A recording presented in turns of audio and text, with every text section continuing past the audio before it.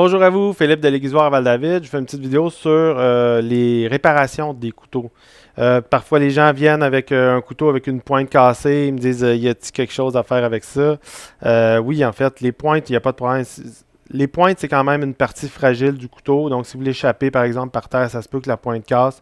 Il n'y a pas de problème, ça se répare. Ce que je fais, moi, c'est que j'enlève de la lame. Je vais vous le montrer comme ça. J'enlève la lame un petit peu en haut, un petit peu en bas pour garder la même forme du couteau.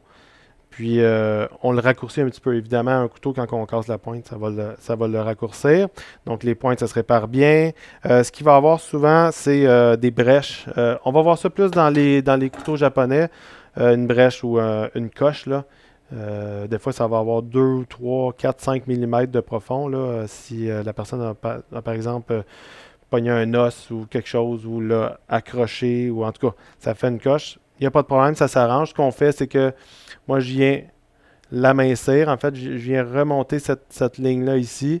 Euh, Puis là, on va aller enlever de la matière ici pour finalement enlever les coches. C'est sûr que quand on fait ça, on perd plusieurs années d'utilisation du couteau. Là, une coche, des fois, ça peut représenter 10-15 ans d'utilisation du couteau. C'est un peu dommage.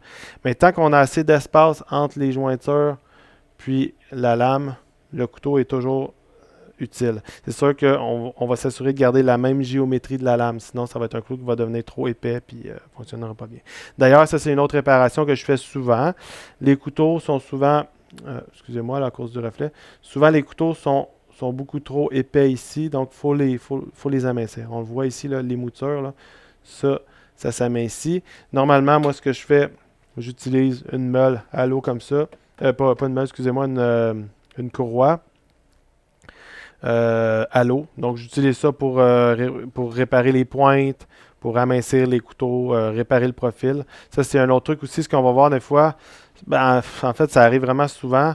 Le profil de la lame va avoir changé avec le temps. Il va avoir, par exemple, un creux dedans ici. Ça fait comme...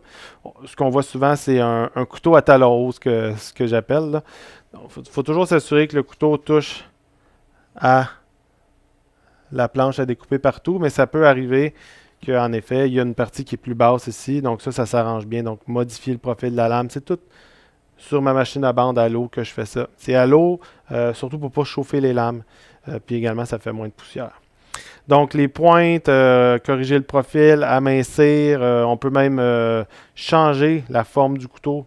On peut, par exemple, un Sentoku comme ça, on pourrait faire une forme un peu plus Bunka avec, un peu plus, pour avoir une pointe un petit peu plus agressive.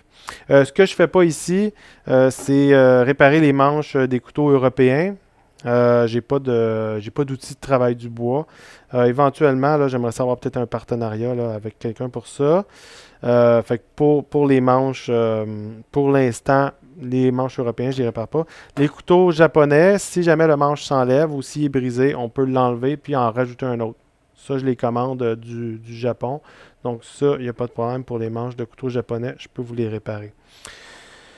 Après ça, il y a plein d'autres petites réparations. Des fois, enlever de la rouille, tout ça. Mais ce qui peut arriver aussi, c'est que la lame peut onduler comme ça.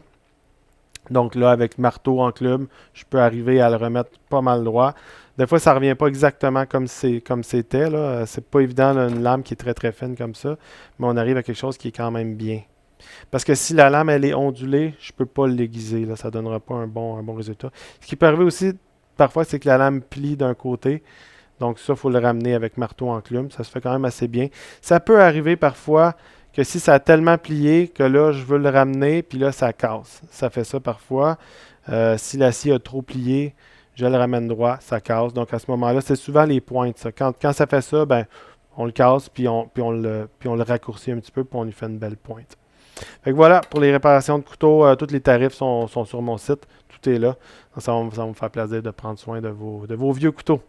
Au revoir.